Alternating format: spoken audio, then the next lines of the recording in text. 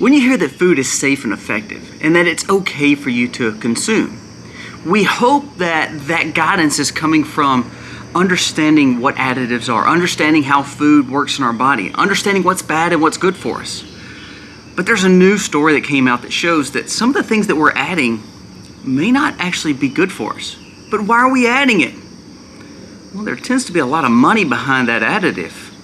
So the food that we're eating, is it actually good for us? And if not, what can we do about that? Let's dive in today. I'm walking down the street on clouds instead of the concrete I'm dancing through. Everything's about to come my way. Hey guys, welcome to the Max. Thank you so very much for being here today. If you are new to the channel, go down here, press subscribe, ring the bell. Give us a thumbs up or a thumbs down, that's okay, but let us know what you think about the content of today's video and also our channel.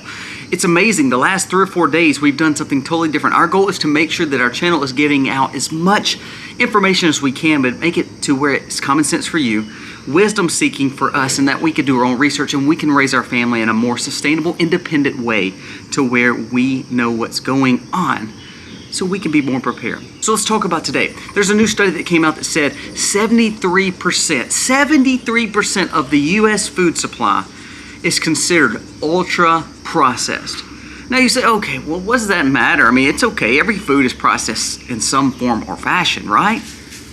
Yes and no. Ultra processed. Now what that processing entangles is they have to have additives to make sure things are safe and effective for you to eat. That's what we hear, correct? It's kind of like when you hear that high fructose corn syrup. You know, everybody says it's terrible for you, and then they're still adding it in tons of things. Do you know on the basis of high fructose corn syrup, you know what else some of the FDA has said is what some of the people that built the food pyramid said? Well, you know, honey and high fructose corn syrup are about the same, which is absolutely false. Honey, one source, completely healthy, huge for your immunity, huge for your metabolism, and also carries tons of medicinal benefits. High fructose corn syrup, absolutely terrible for you, completely a byproduct, but it has $1 billion behind it showing it's good. But they're equivalent, right? No, they're not equivalent, but they're going to get the same pass. That's the problem I'm having. While both natural and ultra-processed foods are referred to as food, there's a vast difference between them. For instance, ultra-processed foods are not grown in the soil, but manufactured in factories. You know, I always tell you to look for that bioengineered label on food. You'd be surprised how much you're going to find it on. And it's used with ingredients that cannot be sourced and found in an average home pantry. So the thing about when you buy the food that's going in your pantry, if you're buying it just cheap, trash food, you're actually buying things that you can't even make because of all the processedness of the garbage that you're eating.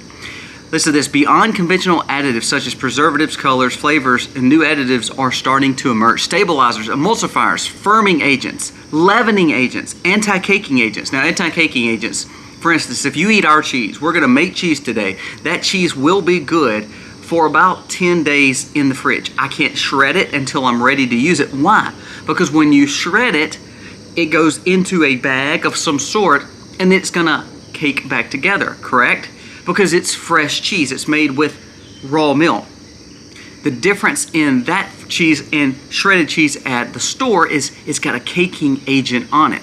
Do you think that stuff is actually good for us to actually take into our bodies? There's more that has been invented and modified to improve the taste and texture of food. It's all bioengineered. The FDA gives a list, listen to this, of 3,972 substances that is allowed to be added in food.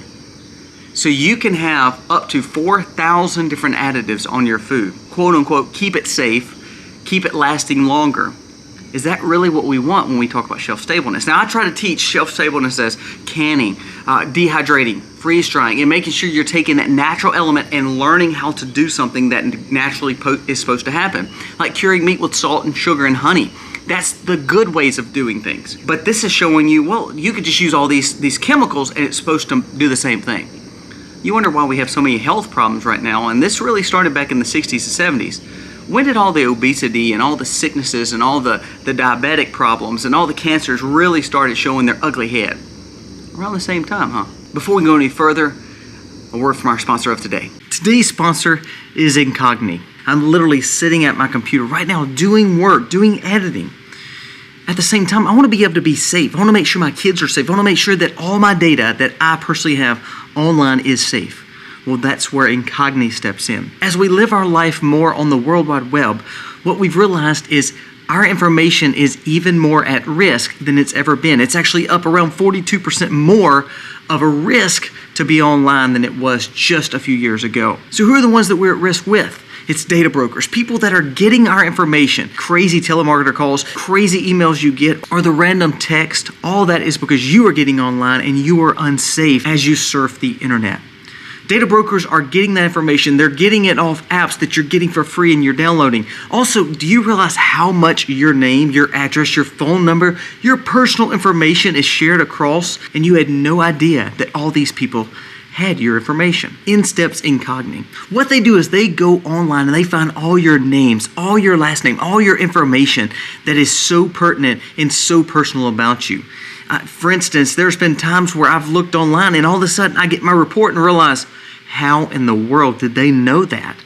I have actually found my old house number from when I was a kid. My old house number, the old phone, you know, where you dial on, it was online under my name. I found my sister's names that was tied and linked to me. Well, what Incogni does is they go in there and they start cleaning that up.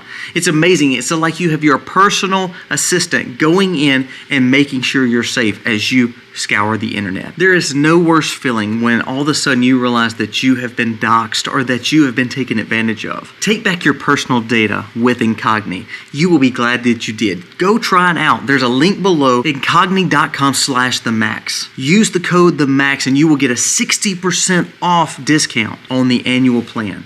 Trust me, this is one of the best investments you can make when we live in a world that's full of technology.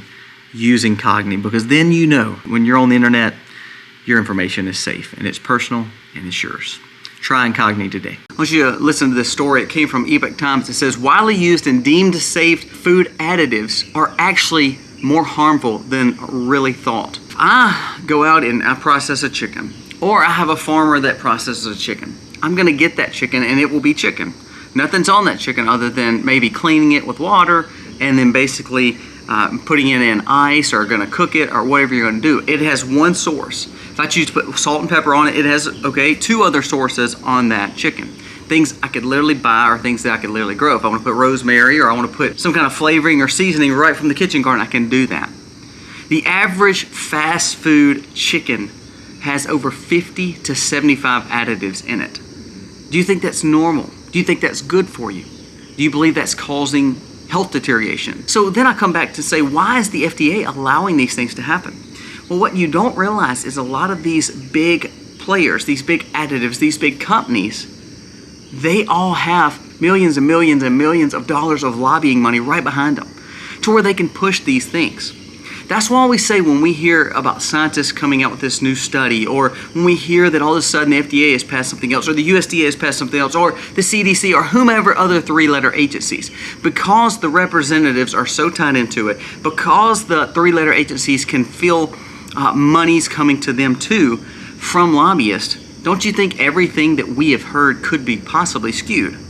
So then I go back in time. Okay, if I think that they're going to be skewed, why don't we go back to the things like it used to be? I remember my grandfather, he died at like 87, 88, but he literally lived off, lard, bacon, the fruits and vegetables that he grew. He didn't worry about counting calories. He didn't worry about any sickness. He literally had no problems up until he was in his 80s when he started getting foods that were brought to him and he couldn't get to a point where he could raise it anymore.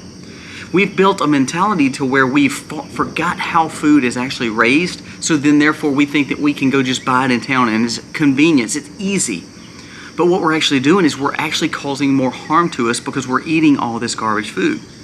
So if 73% of all of the food system is ultra processed, so that leaves only 27% that is not.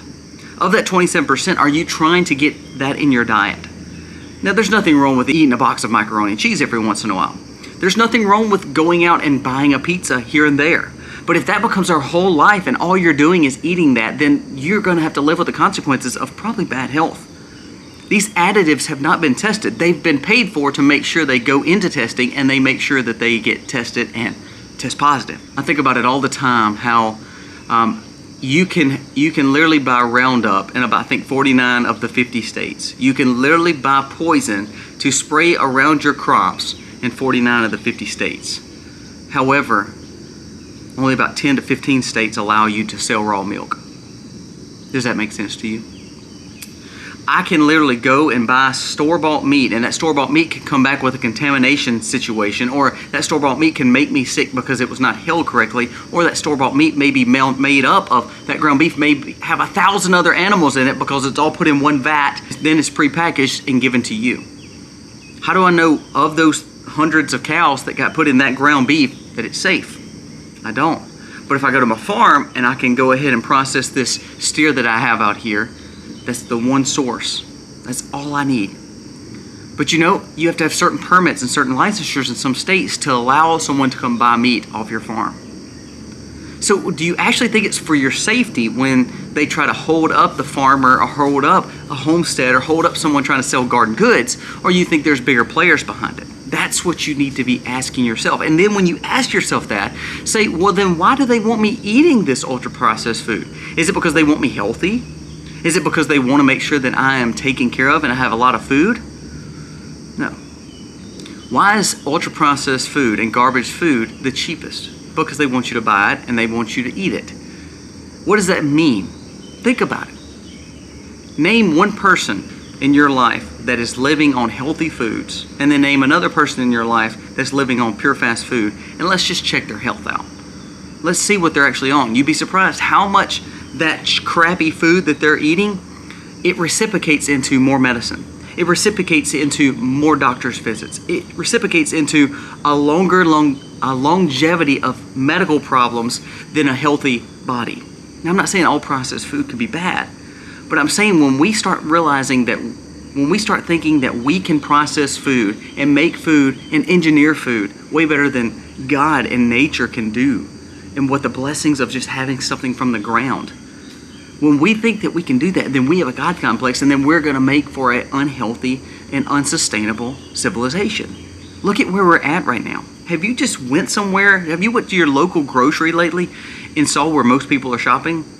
You're not buying a lot of fruits and vegetables. They're in the processed aisles. Remember, 73% of the food is processed. They're on the cereal aisles buying garbage. And then look at the people buying it. That's not meant to judge them or to criticize them, but most people are unhealthy. They're not healthy anymore. Well, it probably goes back to the fact that our food is unhealthy, but it's had a pass. We're safe. Well, safe and effective sometimes may not be safe and effective. Safe and effective may mean, well, they just had a bigger paycheck. They just had a bigger check to write. Just pay attention to your food system. I think it's a broken food system, and until we get a control of it again, I believe you're going to see worse and worse problems. And not only worse and worse problems for you, think about it. The generations prior to us, they still had gardens. I hear it all the time on comments. I remember my grandparents and parents raising gardens, and we moved to the city and we quit. Now you're starting to get new generations that couldn't even tell you how to grow a garden. They couldn't tell you what comes from the garden. They couldn't tell you what season it is to grow these seeds and these plants. They wouldn't know how to harvest an animal. Now I know some people are like, oh, I couldn't imagine doing that. If you can't imagine raising your own food, then why are we thinking that we're going to get the best quality food, and we think that we're deserving of eating the food if we're not willing to grow the food?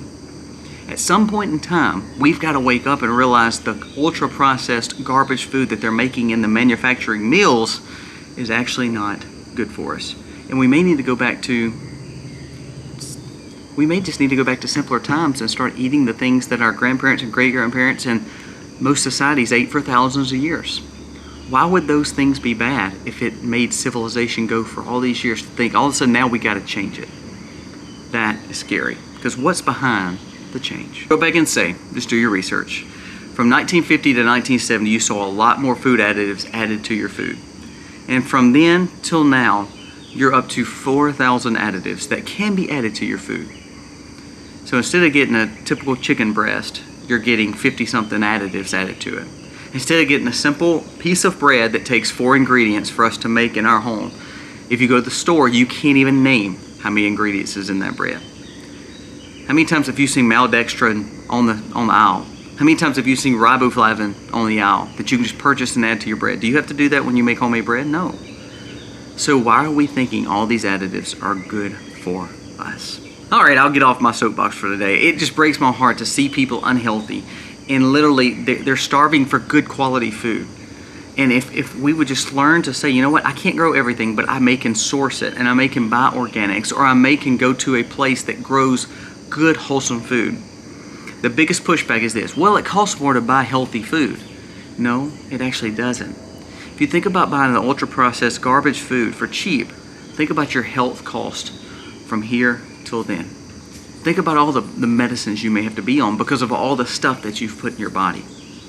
I know this, and I have a family member who their kid eats at least 2 to 3 meals a day, fast food, because that's quote unquote all they will eat.